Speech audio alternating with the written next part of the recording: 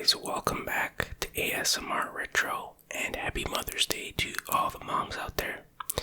In honor of this day, I thought I'd talk about some classic TV moms, some of their strengths, weaknesses, and some of their memorable moments. First off is Marge Simpson from The Simpsons, voiced by Julie Kavner.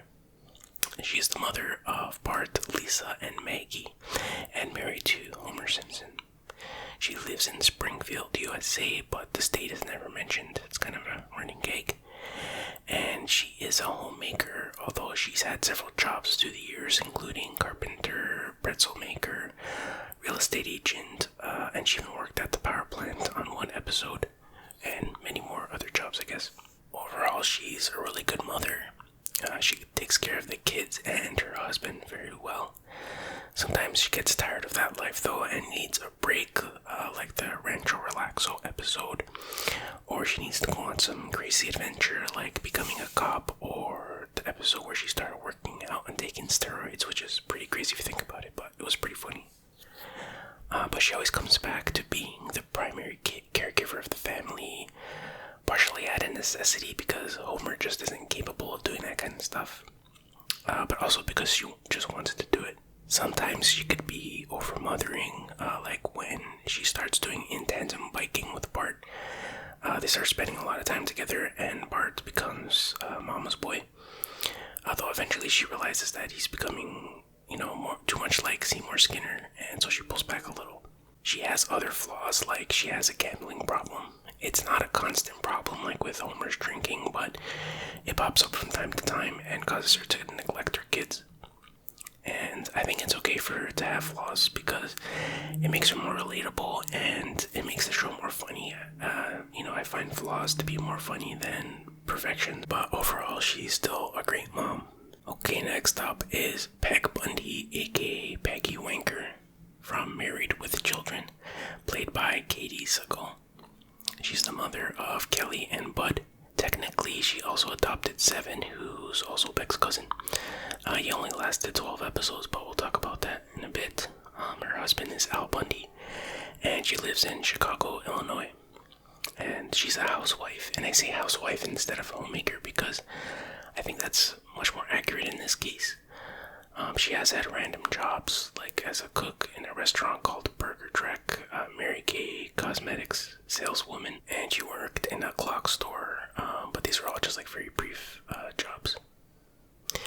She's not exactly a good mother. She doesn't cook, clean, or do much parenting in general. Not that a mother has to do cooking and cleaning necessarily, but I feel was the deal in this marriage, that Al would work, she would do the house stuff, but she doesn't really do it. But worse than that is that she doesn't do the parenting part of it. For example, Bud knew how to change his own diaper as a baby, but because she wouldn't do it, but I guess maybe that made him more self-sufficient. So if you want to put a positive spin on it, it's not uncommon for her to spend money on herself and neglect the family, even when it comes to food. I remember one episode where she's like, Kelly, was I a good mother? And Kelly goes, I don't know, whose mother were you? Which I thought was pretty funny.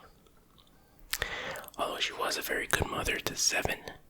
He was a child, 7 years old, I guess that's why they called him Seven. And they briefly adopted him, and Peg would do everything for him that she didn't do for Bud and Kelly. So we know that Peg can be a good mother.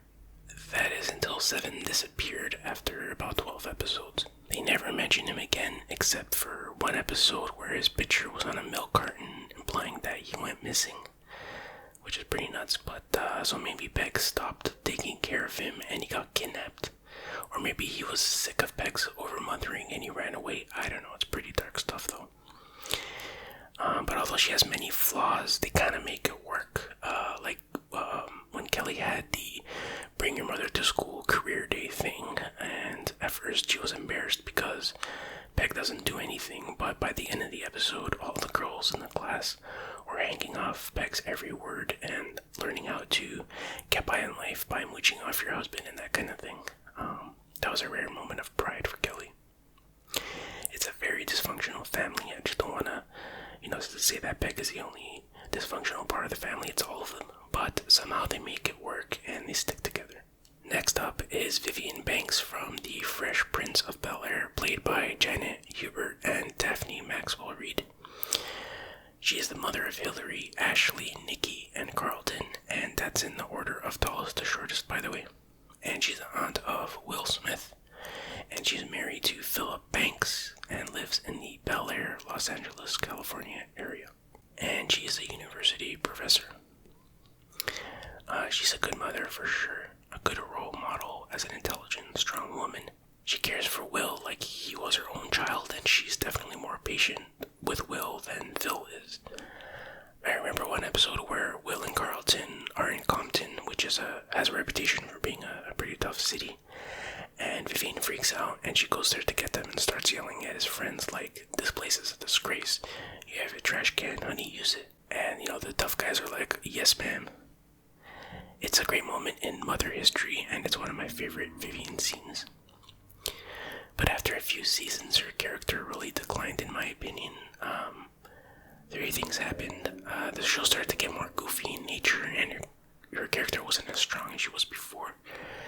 Number two, writers have no idea how to write for a pregnant lady. So both the actor and the character were pregnant, and they had to do the most cliche jokes about food cravings and mood swings. Very unoriginal stuff, which is a shame, because I'm pretty sure they could have come up with some better material. And three, Janet Hubert was fired and replaced with Daphne Maxwell Reid. Daphne was fine, but at this point it seems like the writers just gave up on the character. With a few exceptions, Vivian didn't have much to do other than take care of baby Nikki. She was just kind of there. She didn't project strength like she did in season 1. And they made her character always upset at Phil for some reason, so... But anyways, despite the dip in the character's writing, she still remained a good mom. And finally, I'll talk about Marie Barone from Everybody Loves Raymond, played by Doris Roberts. She's the mother of Raymond and Robert, married to Frank Barone. She lives in Long Island, New York. She's a homemaker, but I'm not sure if she ever worked outside of the home. But she was at retirement age during the run of the show. Marie definitely wears the pants in this family and in her son's family. She can be very abrasive and stubborn, to say the least, but I think the family would fall apart without her. She's very protective of her sons, especially Ray, who's the baby of the family.